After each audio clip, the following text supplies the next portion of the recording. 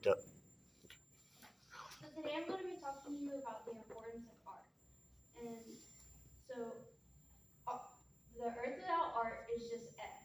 And that actually got that from Judy movie, the movie. But anyways, so art is something that is like it's something that I'm qualified to talk about because I make a lot of art and I make a lot of art in different mediums. And mediums is actually a vocab word that I'm going to give all of you.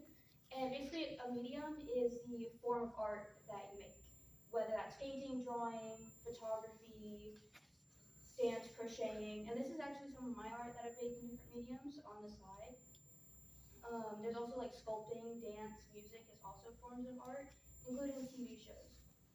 So with this information about the mediums of art, I'm going to tell you why it's important to society and to people's mental health. So factually, art helps people, and it also tells us about our history. Because according to the National Museum of African American History and Culture, in the article The Importance of Art, retrieved April 7th, 2025, art can help us understand our history, our culture, our lives, and the experiences of others in a manner that cannot be achieved through other means. It can also be a source of inspiration, reflection, and joy. And this, um, some like examples of art that has helped us like understand history would be like cave paintings, help us to understand how those people made it through and how they continue, like how we got to where we are today would not have happened without the art that we see in cave paintings and in other forms.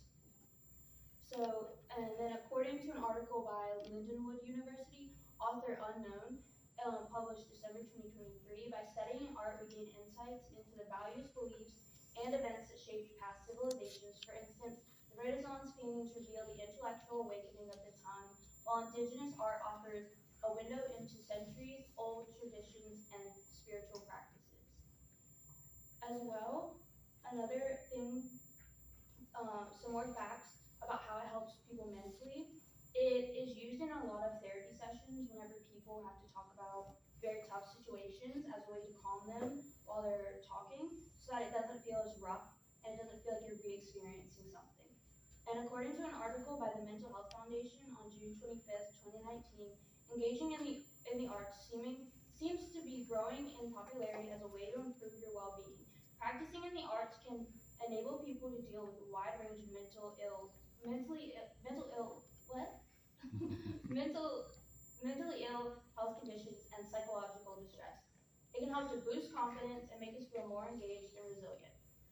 Besides these benefits, art engagement also alleviates anxiety, depression, and stress, since it can be used as a non-medical approach to preventing mental health problems. And it can help save money in the health service and social care rather than throwing medicines at people that aren't going to work.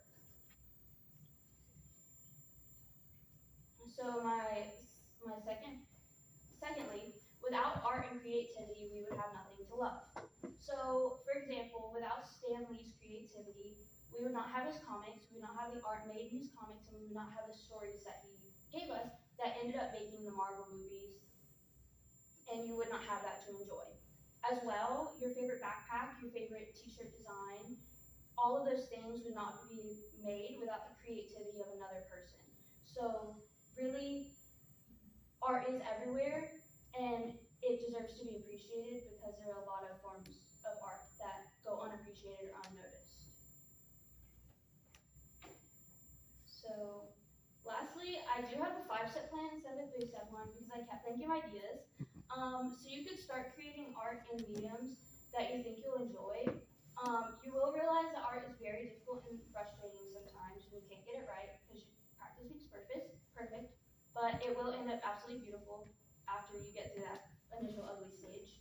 Number two, you can appreciate people's art around you and compliment them because the work of art someone makes is an expression of themselves and they probably worked really hard on it.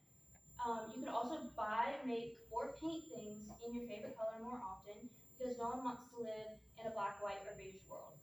You can paint a feature wall in your room and give people something to look at because whether you realize it or not, everybody likes to see something cool or out of the norm. And then you could also, if you don't feel like making any art or going and buying paint, You could donate to national art-related nonprofits. Right now, Charlotte has one called Save Art from Death, where their art, like theaters and stuff, are being defunded, and all the paint that the Art Pop Foundation made is being painted over in beige paint. So, in conclusion, it's society's responsibility to appreciate the art our citizens make, citizens create, whether we understand it or not. Don't lose sight of how beautiful and colorful we can make the earth with some spray cans and paint. And my call to action is to make the world a brighter and more colorful place. Loved it.